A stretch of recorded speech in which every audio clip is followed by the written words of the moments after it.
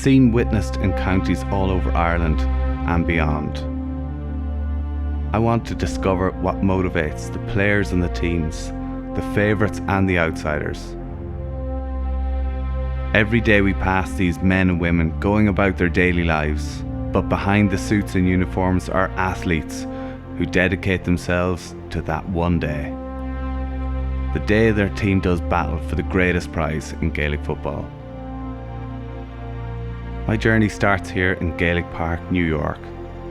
I want to meet the people who helped build this city's GAA community. This is Shane Hogan, a real New Yorker and a key part of the senior team.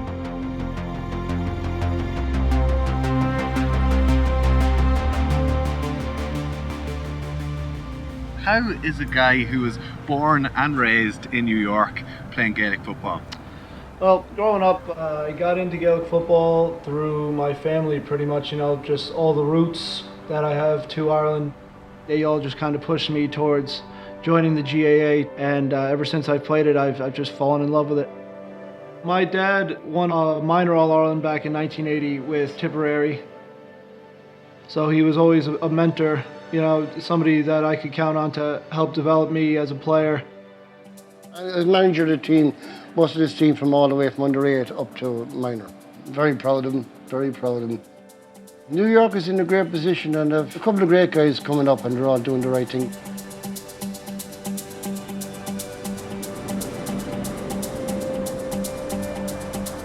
If New York were to get a win against Mayo or against a county in one of these championship matches, how much would it mean to the Irish community here? It would be absolutely huge, because obviously New York has been so close the last couple of years. Last year was just a point against Leitrim, but it would be huge. It would be historical.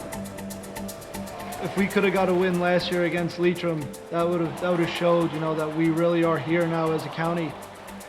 With about 5 minutes to go, there were chants of New York, rolling through the stadium, and it was just an absolutely incredible moment.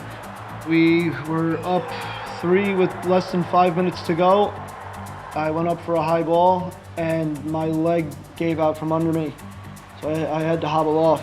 I had to just look on and watch as Leitrim made that historic comeback.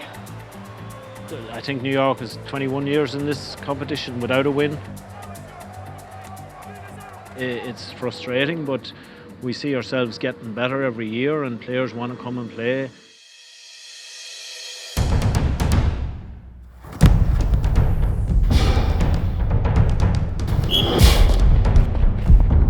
We all go through the paces. We all put in a tremendous amount of work in the hopes of winning the game. For something as special as this, you make the time. You get home late from training and do some extra work. You wake up early. You just find a way. It matters so much to everyone involved that you wouldn't want to shortchange the effort.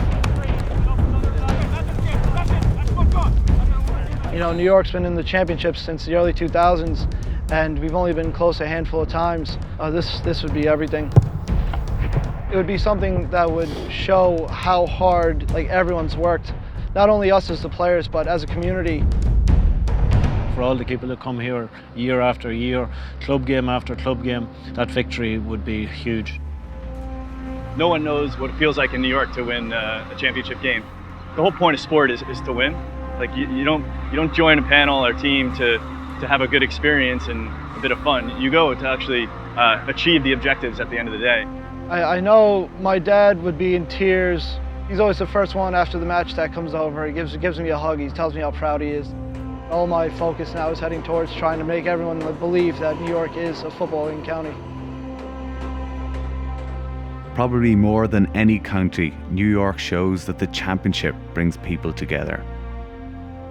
3,000 miles from Croke Park, you can't doubt the passion and commitment from everyone here. Have they the belief that on that one day, they can make history?